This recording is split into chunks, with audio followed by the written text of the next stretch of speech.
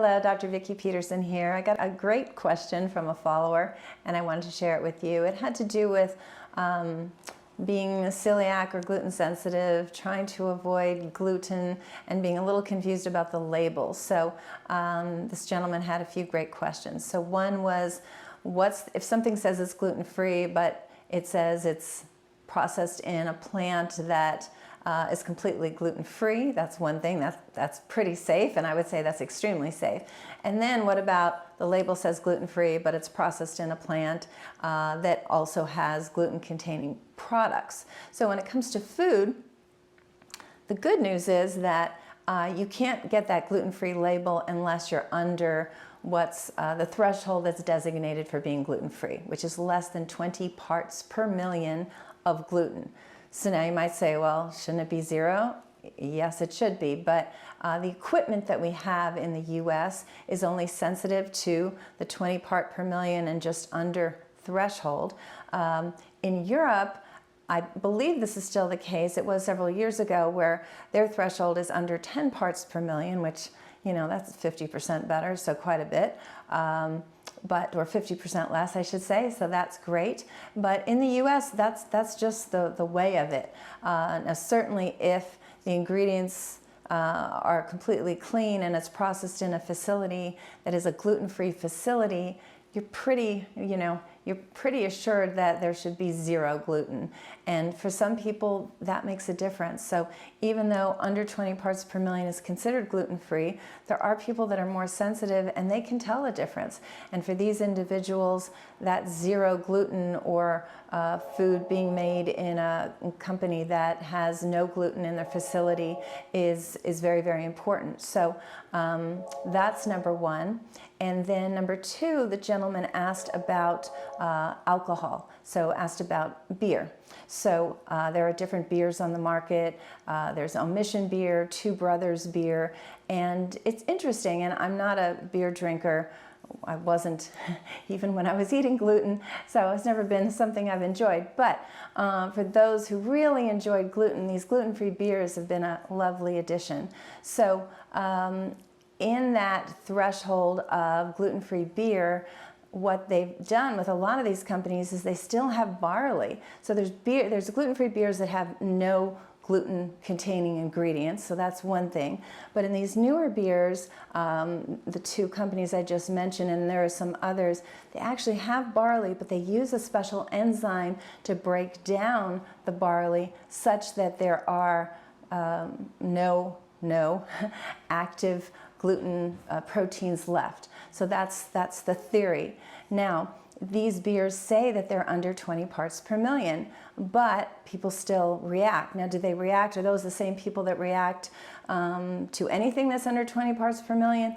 Or, and this is the evidence I learned after being asked this question, so I love how my followers help me learn about new things, is that the FDA, the Food and Drug Administration, their criteria for food doesn't really transfer over to alcoholic beverages, meaning the testing might not be as accurate for alcoholic beverages containing gluten, or seeing if there is gluten as refined as it is for food. So for food, it's pretty refined. We have our stable under 20 parts per million. You can't say you're gluten-free unless you're in that category. But with alcoholic beverages, it's not something that's really been worked on as much. And if you think about it, it makes sense. There's a lot more food that's gluten-free than alcoholic beverages, because things like wine or hard liquors, they're inherently, because hard liquor is distilled, even if it's made from a grain, distillation just removes all the protein, so you don't have to worry about it. But beer is not distilled, so it's in that kind of gray zone.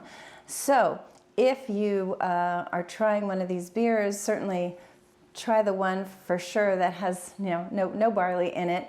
And then if you want to try the ones with barley, just I hate to say see how you do, because unfortunately, if you're in the lucky category of being somebody who gets a little gluten and boy, you can tell your body does something, then sure, then, you know, see how you do. But there's a lot of people that get gluten contamination, they can't tell, and it's sort of more insidious, it's silent, it's still doing damage, but they don't have overt symptoms that are creating, you know, an awareness for them. And so we have to do testing. I just had a young lady recently who knew she was gluten sensitive, she started cheating a little bit, and, you know, not a tremendous amount, but she's still cheating, and her she's just sort of not looking as healthy, and, you know, we just did a test just to make sure, and boy, was that test lit up, you know, all over the place. Her immune system is saying, I hate gluten. So, but she doesn't feel it, and that's always a lot tougher.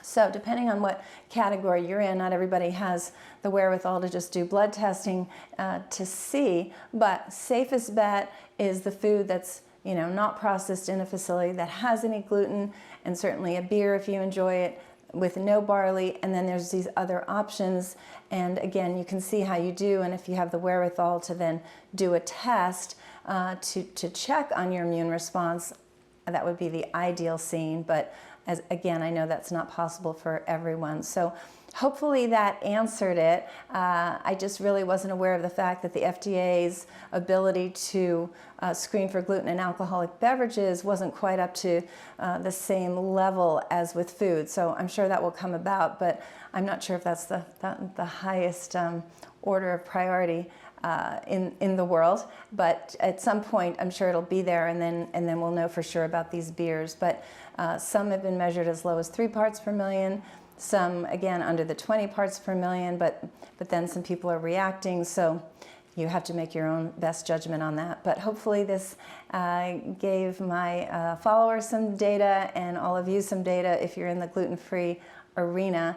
And again, if you are, the reason I'm here and the reason I do every one of these videos is to improve your health and that of your family. So if your health is not the way you want it to be, please reach out.